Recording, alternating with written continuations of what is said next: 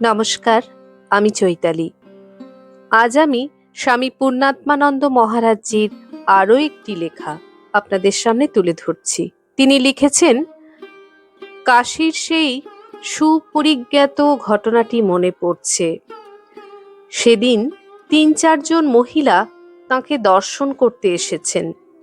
তাঁরা পূর্বে কখনো তাঁকে দেখেননি, কিন্তু কাশীতে তাঁর আগমন সংবাদ পেয়ে তাঁকে দেখতে আগ্রহী হয়েছেন। ধরে নিতে পারি যে তাঁকে অসাধারণ ভেবেই তাঁরা তার দর্শন প্রত্যাশী হয়েছেন।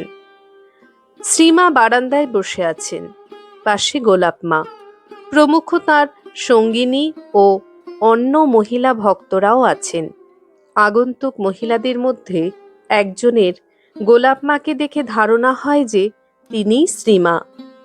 গোলাপ মার আকৃতিগত বৈশিষ্ট্য, বয়স এবং রাশভারী ব্যক্তিত্বের নিরিখে মহিলাটির ঐরূপ ভাবনায় কোনো অস্বাভাবিকতা ছিল না নিশ্চয়ই।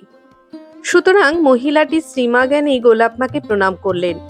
গোলাপ মা বুঝলেন যে মহিলাটি তাঁকে শ্রীমা ভেবেছেন, তাই সঙ্গে সঙ্গে মাকে দেখিয়ে মহিলাটিকে তিনি বললেন, উনি মা ঠাকুরন।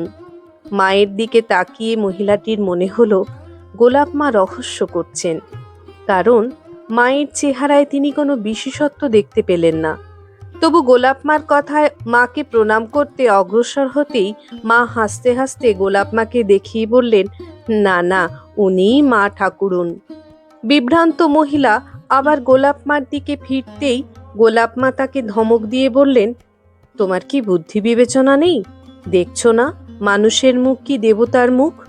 মানুষের চেহারে কি অমন হয়? ঠিক, খুবই ঠিক কথা। মায়ের সরল ও সাধারণ মুখে নিশ্চয়ই এমন একটি অসাধারণ বৈশিষ্ট্য ছিল যা দেখলে বোঝা যেত যে এ মুখ মানুষের নয়, এ দেবতারই মুখ। কিন্তু মুখ দেখতে পেলে তো, মুখই যদি দেখতে না পাই তাহলে কেমন করে বুঝবো? তিনি যে তাঁর মুখ বহু যত্নে ঢেকে রাখতেন দীর্ঘ অবগুণ্ঠনে। ওই অবগুণ্ঠনের দ্বারা তিনি যে শুধু নিজের বাহ্য রূপকেই ঢেকে রাখতেন তা নয়, ঢেকে রাখতেন তাঁর প্রকৃত স্বরূপকেও। জয় মা। আজ আমি ঘুগনি বানিয়ে ঠাকুর, মা, স্বামীজিকে নিবেদন করলাম। আপনাদের মূল্যবান মতামত অবশ্যই লিখে জানাবেন। সবাই ভালো থাকবেন, সুস্থ থাকবেন। জয় ঠাকুর, জয় মা, জয় স্বামীজি।